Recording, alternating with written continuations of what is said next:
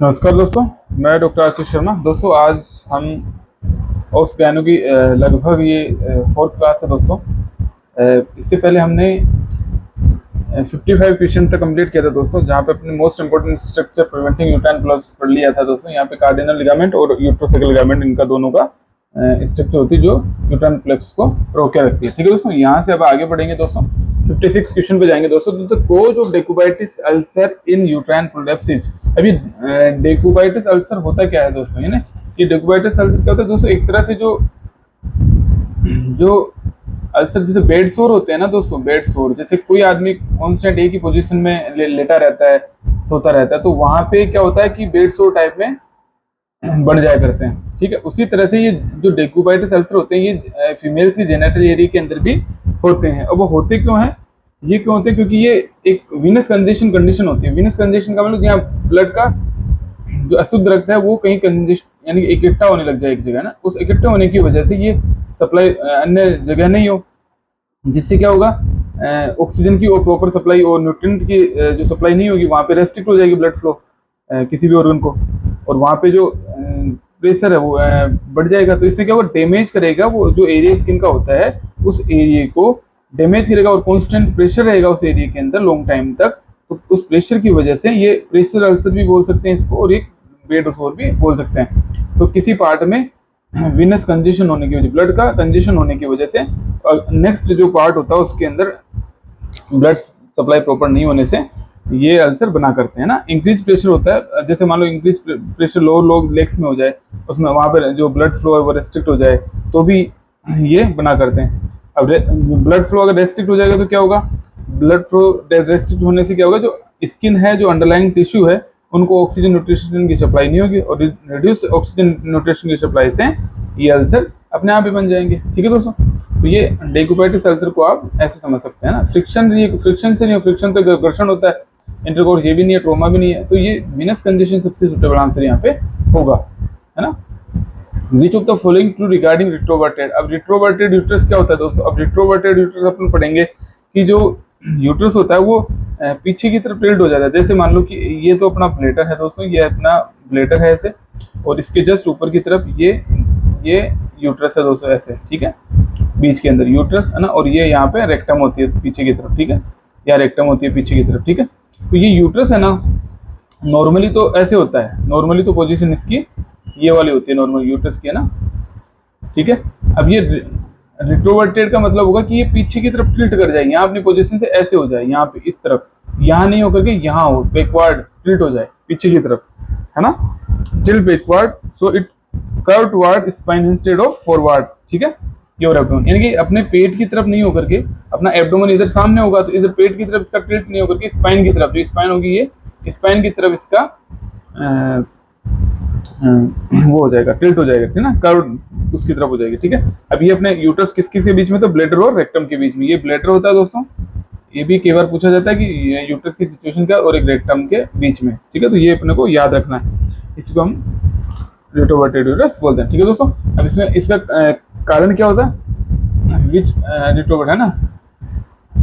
अब ये क्यों हो सकता है, ये है ना, तो इसमें बोला मे प्रेजेंट कंजेनेटली, में मतलब ये हो सकता है, कंजेनेटली भी हो सकता है, एक तो ये बोला, और associated with endometriosis, endometriosis acid होता है, associated with PID pelvic inflammatory disease से भी रिलेटेड होता है, कोज मेनोरेजिया, इसकी वजह से मेनोरेजिया भी होता है ना, ठीक है। तो इसमें में प्रेजेंट लिखा ना कि हो सकता है कि कंजेनेटली हो, नहीं हो सकता है, नहीं तो दोस्तों इसमें होता ही है, हो सकता नहीं है, होता है कंजेनेटली भी, इसमें कुछ परसेंट कंडीशन ऐसी होती है वहां पे ये कंजेनेटली भी प्रेजेंट होता है लगभग, है ना। तो ये इसका में प्रेजेंट नहीं होगा, यानी कंजेनेटली कोज अगर कंजेनेटली लिखा होता तो वो आंसर नहीं हो सकता था, अगर में प्रेजेंट लिखा है इसलिए यहाँ पे आंसर इसका कंजेनेटली, में प्रेजेंट कंजेनेटली, ऐसा आंसर करना पड़ेगा। ये कंजेनेटली होता है दोस्तों, है ना, जेनेटिक फैक्टर इसमें रोल अदा करते हैं, यानी जेनेटिक्स यानी वीडियो से भी हो सकता है किसी का, ये कंजेनेटली भी हो सकता है, होता है, हो सकता है नहीं होता है, ठीक है। तो यहाँ पे आंसर सुटेबल ये रहेगा।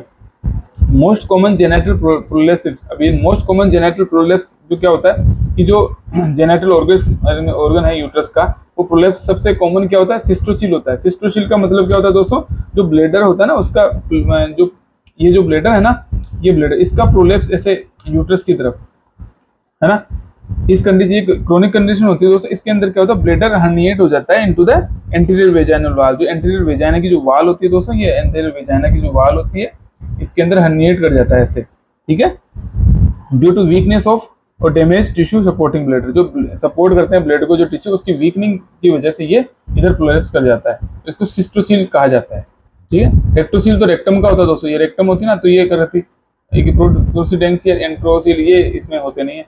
सिस्टोसील का मतलब ये होता है कि जो अपना यूट्रस है वो हर्निएट हो जाए, ब्लेडर सिस्टर ब्लेडर से, सॉरी दोस्तों, ब्लेडर से मतलब होता है ना, ब्लेडर अगर ये हर्निएट हो जाए यूट्रस की तरफ एंटीरियर वेजाइनल वाल के अंदर, ठीक है, तो यहाँ पे इसको ऐसे समझना, ठीक है दोस्तों। The most common genital prolapse cystocele है दोस्तों, ठीक है। 58 birth trauma is a risk factor for. अब ये ब्रोथ ट्रोमा होता है वो किसका रिस्क फैक्टर होता है, अब ये होता है कि दोस्तों प्रोलैप्स यूट्रस का। अगर किसी के ड्यूरिंग बर्थ अगर ट्रोमा होता है तो ये मेन इसकी वजह से क्या हो सकता है, प्रोलैप्स यूट्रस। ये कंडीशन बाद की होती है दोस्तों, ये अबॉर्शन, ये तो बहुत लेट की प्रोसीजर होते हैं। सबसे मोस्ट कॉमन होता है कि प्रोलैप्स यूट्रस हो सकता है वहाँ पे किसी भी चाइल्ड के अंदर, फीमेल चाइल्ड के अंदर, ठीक है, अगर बर्थ ट्रोमा होता है। महिला के अंदर अगर कोई भी महिला होती है तो उसके अंदर बर्थ के टाइम पे अगर इंजरी हो जाती है ड्यूरिंग डिलीवरी, तो उसकी वजह से प्रोलैप्स यूट्रस होने के चांसेस ज़्यादा होते हैं, क्योंकि वहाँ पे जो सपोर्ट होता है यूट्रस का, उनको इंजरी हो जाती है वहाँ पे।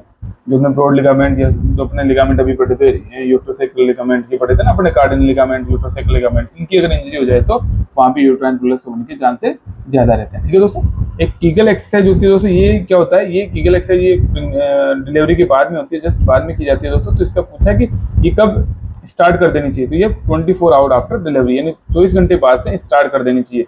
कीगल एक्सरसाइज ज़्यादा पेल्विक फ्लोर एक्सरसाइज होती है। पेल्विक फ्लोर जो अपने होते हैं मसल्स की, उनकी exercise which consist of the contract and relaxing, उनको कॉन्ट्रैक्ट करना और रिलैक्स करना with the muscle that form the pelvic part floor, है ना। Kegel exercise are good for treating vaginal prolapse. अब ये वेजाइनल प्रोलैप्स तो उसको ट्रीट करने के लिए बहुत अच्छी एक्सरसाइज है। Preventing uterine prolapse to aid the child birth in female, ठीक है दोस्तों। तो ये इसका आंसर है। कीगल एक्सरसाइज कितने घंटे बाद, 24 घंटे बाद ही स्टार्ट कर देनी चाहिए, ठीक है। 24 घंटे बाद स्टार्ट, इमीडिएटली आफ्टर डिलीवरी नहीं होगा, 24 घंटे बाद, ठीक है। In the perspective of busy life schedule in the modern society, the accepted minimum period of sexual cohabitation resulting in no offspring for a couple to be declared infertility। अभी दोस्तों इसका मतलब यह है कि अगर कोई मेल फीमेल की शादी के बाद वो लगातार 1 साल तक सेक्सुअल रिलेशनशिप में रहते हैं अपने लाइफ, है ना, तो वहाँ पे 1 साल रह, हाँ यहाँ आंसर 1 साल है दोस्तों। अगर वो कितने टाइम तक, इसमें पूछा कितने टाइम तक वो साथ रहने के बाद भी अगर इनफर्टिलिटी उनमें होती है एक महिला के अंदर, तो उस कितने समय बाद भी, तो उसको कितना समय माना गया है, तो वो माना गया 1 साल। अगर 1 साल तक वो दोनों एक साथ रहते हैं, अगर वहाँ फिर भी उनके बच्चे नहीं होते हैं, तो उसको इनफर्टिलिटी का केस माना जाता है, ठीक है। इनफर्टिलिटी सीन, अब इनफर्टिलिटी मोस्ट कॉमनली कहाँ किसमें सीन होती है, ये तो फाइब्रोइड यूट्रस में भी हो सकती है, पीआईडी में और एंडोमेट्रियोसिस, चारों कंडीशन में हो सकती है। अब इसके मोस्ट जो कॉमन कोज होते हैं फीमेल इनफेक्ट, एक तो decrease ovarian reserve. Decrease ovarian reserve का मतलब ये होता है दोस्तों, लो एग काउंट होता है। क्या होता है इसमें, जो जो एग्स की जो क्वांटिटी और क्वालिटी दोनों में ही वो दोनों ही सही नहीं होती है एग्स की, है ना, रिजर्व ओवरियन रिजर्व, ठीक है। एक ओवेरियन फैक्टर होता है, ओवेरियन फैक्टर में क्या क्या है, most easily diagnose most treatable cause infertility का है एनोवुलेशन हो सकता है, डिसओवुलेशन एनोवुलेशन, है ना। ये किस किस कंडीशन में होता है, हाइपोथैलेमिक पिट्यूटरी फेलियर में हो सकता है, हाइपरप्रोलैक्टिनिया में हो सकता है ड्यू टू ड्रग पिट्यूटरी एडोमा में, हाइपोथैलेमिक पिट्यूटरी डिसफंक्शन एनोवुलेशन, है ना, पीसीओडी की केस में पीसीओडी। एक प्राइमरी हाइपोथायराइडिज्म किसी को होता है तो उसमें भी हो सकता है इनफर्टिलिटी। सब क्लिनिकल एडरेनल फेलियर में हो सकता है, diabetes mellitus luteal phase defect में हो सकता है, प्रोजेस्टेरोन इनएक्टिव, है ना, ठीक है। स्टेक ओवरी, एक ये अपने टर्नर सिंड्रोम में पड़ी थी, स्टेक ओवरी, इस कंडीशन में भी हो सकती है, ठीक है। तो ये इनफर्टिलिटी के कोज हैं दोस्तों, औरों को पढ़ना है अपने को, ये क्वेश्चन में और भी दे दे तो वहाँ पे अपने को आल ऑफ वो मोस्टली होता है, क्योंकि इसमें काफी कारण होते हैं इसके। ट्यूबल फैक्टर में एजेनेसिस ट्यूब्स नहीं बने किसी के, ठीक है, एक ब्लॉकेज हो जाए अगर जैसे टीबी की वजह से एडिशन हो जाए उनका, एंडोमेट्रियोसिस, है ना, एक हो जाए यूट्राइन फैक्टर, यूट्रस का एब्सेंस हो, किसी में एट्रोपी हो जाए, ट्यूमर हो जाए, एडेनोमाइसिस क्या हो जाए, कंजेनिटल मार्फल्यूशन, इंट्रायूटेरिन एडिशन, एसरम सिंड्रोम में क्या होता है, इंट्रायूटेरिन एडिशन, ठीक है। एक ये हो जाए एंडोमेट्रियल पॉलिप बन जाए। सर्वाइकल फैक्टर में इनपेनिट्रेटेबल सर्वाइकल म्यूकस हो सकता है, पूर्ली पेनिट्रेटेबल सर्वाइकल म्यूकस, ठीक है, ये इसमें, ठीक है। फॉल्टी डायरेक्शन ऑफ सर्विक्स हो सकती है, रेटोवर्जन हो सकता है, सीवियर प्रोलैप्स हो सकता है, सर्वाइकल स्टेनोसिस हो सकता है, अदर है अदर एंजाइटी और एप्रीहेंशन यूज ऑफ कॉन्ट्रासेप्टिव एंडोरेक्शन नरोसा ये भी कारण हो सकते हैं। टीबी एंड्रोमेट्रियोसिस, अब ये नेक्स्ट क्वेश्चन है दोस्तों, 63 क्वेश्चन देखना आपने को। ये दोस्तों आपके सामने स्क्रीन पे है, तो आप स्क्रीन को रोक करके इनके कारणों को लिख लें जिससे कि आपको याद रहे, है ना, इनफर्टिलिटी के कारण क्या क्या है। ठीक है, टीबी एंड्रोमेट्रियोसिस कोज इनफर्टिलिटी बाय, अब ये जो टीबी एंड्रोमेट्रियोसिस कोज इनफर्टिलिटी बाय किसकी वजह से होता है? Tubal blockage. टीबी के अंदर मोस्टली क्या होता है? ट्यूब्स का ब्लॉकेज होता है दोस्तों, है ना, जो फेलोपियन ट्यूब्स होती है वो ब्लॉक्ड हो जाती है, तो ये मोस्ट कॉमन कोज होता है इसका ना। In case of infertility what is the right time for menstrual cycle to do endometrial biopsy. अब ये इनफर्टिलिटी का जो केस होता है तो उसके अंदर कब जो एंडोमेट्रियल बायोप्सी करनी चाहिए, तो वो टाइम क्या होता है? लगभग 20 से 22वें दिन के लगभग, है ना, इनफर्टिलिटी के केस के अंदर राइट टाइम क्या होता है मेंस्ट्रुअल साइकिल का, एंडोमेट्रियल बायोप्सी करनी चाहिए। फन टेस्ट क्या होता है? फन टेस्ट जो अपन ने पढ़ा था कि जो ये फन टेस्ट होता है ये भी इनफर्टिलिटी के लिए किया जाता है। इसके अंदर क्या होता है? Presence of sodium chloride. अब ये इसका आंसर है fern test is due to. अभी इसके अंदर जो फन टेस्ट के अंदर जो अपने को एक देखा जाता है इस जांच के अंदर, तो वो क्यों उसकी जो फन लाइक जो अपीयरेंस होती है वो क्यों होती है? तो presence of sodium chloride under oestrogenic effect, ये एस्ट्रोजन का लेवल जो बढ़ जाता है दोस्तों, इसकी वजह से ये फन लाइक अपीयरेंस होती है वहां पे।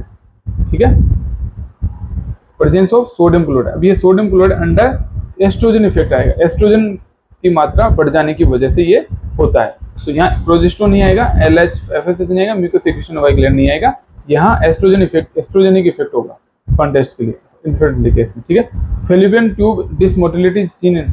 अब ये जो फेलोपियन ट्यूब की डिसमोटिलिटी है ये किस कंडीशन में अपने को सीन होती है? तो वो कौन सी कंडीशन होती है? कार्टाजेनर सिंड्रोम में होती है। क्यों होती है दोस्तों? क्योंकि कार्टाजेनर जो सिंड्रोम होता है इसके अंदर क्या जो इसकी प्राइमरी जो सीलियरी डिस्फंक्शन होता है ना, इनमोटाइल हो जाते हैं, सीलिया होते हैं ना, ठीक है, इसकी वजह से क्या होता है? ये जो सीलिया होते हैं वो इनमोटाइल हो जाते हैं। अब ये कंडीशन इसका के अंदर क्या होता है? 3 कंडीशंस ली जाती है। एक तो इसका अगर अपन अच्छे से देखेंगे दोस्तों तो आप अपनी किताब में पढ़ सकते हैं कि एक 3 कंडीशन ट्रायोड मिलता है। इसमें एक तो ब्रोंकिएक्टोसिस मिलता है, एक डेक्स्ट्रोकार्डिया, एबनॉर्मल जो पोजीशन होती है इंटरनल ऑर्गन्स की वो होती है, एक साइनोसाइटिस होता है। ये तीनों कंडीशन मिला करती है इसमें, ब्रोंकिएक्टोसिस, डेक्स्ट्रोकार्डिया। देखो इसमें मैं लिख देता हूँ, एक तो अपने ब्रोंकिएक्टोसिस पढ़ा है, ब्रोंकियो एक्टेसिस, ठीक है, एक अपने डेक्स्ट्रोकार्डिया, जो जैसे हार्ट की सिचुएशन भी अलग हो सकती है, इंटरनल ऑर्गन्स होते हैं उसकी सिचुएशन एबनॉर्मल होती है, ठीक है, और एक होता है साइनोसाइटिस, ये कंडीशन में मिला करके इन इस कार्टाजेनिक सिंड्रोम के अंदर, जो क्योंकि यहाँ के जो सीलिया होते हैं इनके जो भी बॉडी के जितने भी सीलिया उनका मूवमेंट होता है वो इनके डिसफंक्शनल होता है, इनमोटाइल होते हैं वो, ठीक है।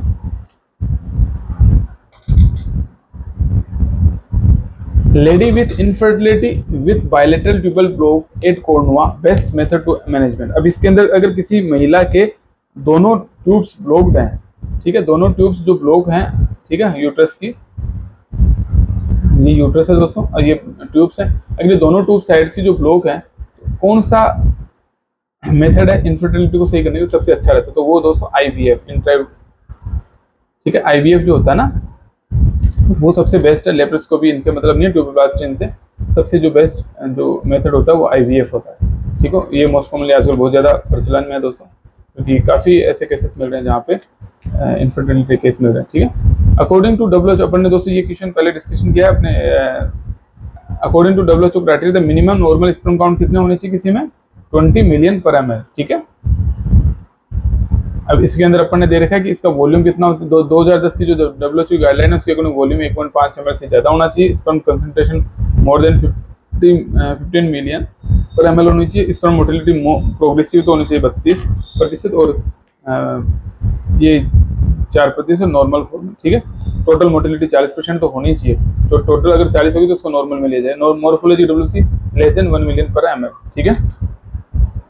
ठीक है, spermia, aspermia is term used to describe, aspermia का मतलब होता है एब्सेंस ऑफ सीमन, एस्पर्मिया मतलब एब्सेंस ऑफ सीमन, सीमन हो ही नहीं किसी में, ठीक है। अब इसके अंदर अदर अपन ने फॉर्म लिए, normospermia, all semen parameters are normal. अब इसमें नॉर्मो आ गया तो नॉर्मल, ओलिगो को मतलब अभी डिक्रीज हो जाएगा, स्पर्म काउंट अंडर 220 मिलियन से कम होगा पर ml।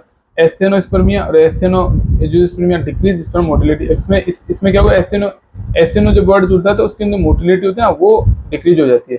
एक है टेरेटोजूस्पर्मिया, इसका मतलब increase abnormal form of sperm, इसकी जो फॉर्म होती है उनकी स्पर्म की वो एबनॉर्मल हो जाती है, टेरेटोजूस्पर्मिया। एक ओलिगो एस्थेनो टेरेटो एजोस्पर्मिया, आल स्पर्म वेरिएबल एबनॉर्मली, आज जो सभी स्पर्म है वो भी एबनॉर्मल हो जाए, ठीक है। एक azoospermia no sperm in semen, एक एजोस्पर्मिया होगा उसमें no sperm in semen, sperm होंगे नहीं।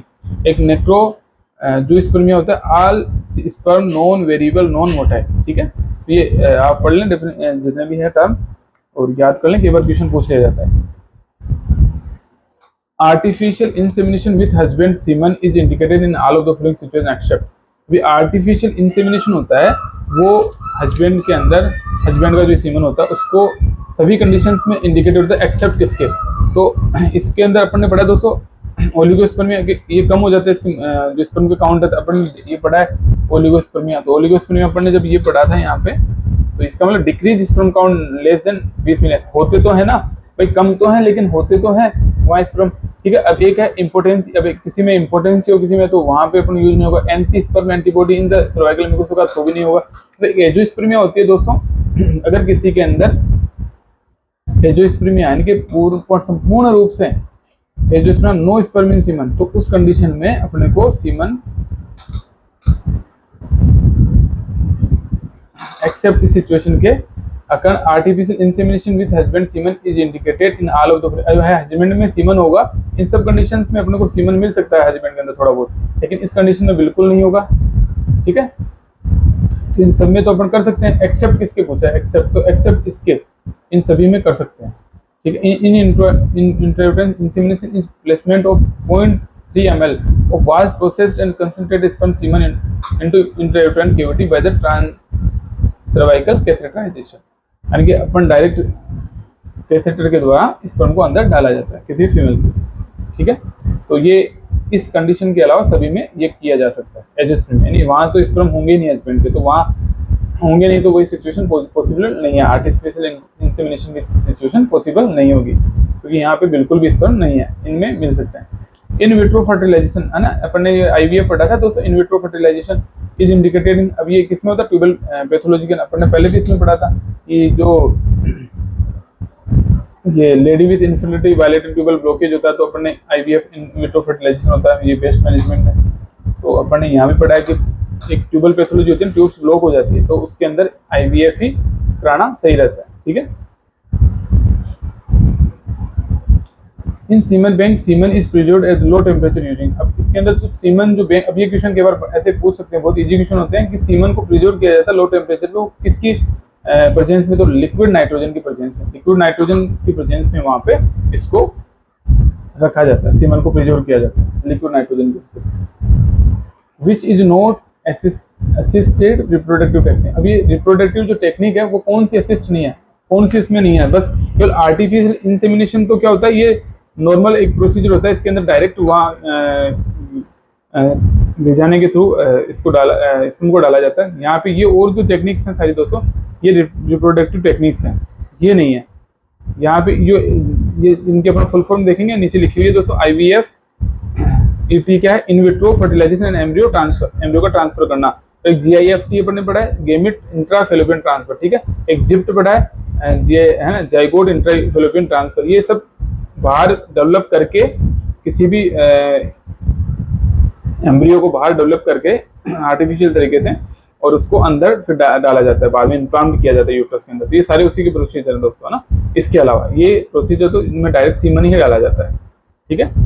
Secondary amenorrhea after abortion due to intrauterine adhesion is seen in, अब ये कौन सी कंडीशन है, सेकेंडरी एमनोरिया होता है after abortion due to intrauterine adhesion. अभी इंट्रायूटेरन एडिशन किस कंडीशन, किस बीमारी में मिलता है दोस्तों, ये एसरम सिंड्रोम हमने देखा था, यहाँ जो एसरम सिंड्रोम पढ़ा था, इस कंडीशन के अंदर क्या होता है, जो स्कार टिश्यू बन जाते हैं इसके अंदर, ठीक है, यूट्रस के अंदर, ठीक है। तो इसको इस कंडीशन में अपने को इंट्रायूटेरन एडिशन मिलेंगे, तो इसका आंसर यहाँ पे एसरम सिंड्रोम करना पड़ेगा। ठीक है दोस्तों, यहाँ 75 क्वेश्चन देखते हैं दोस्तों।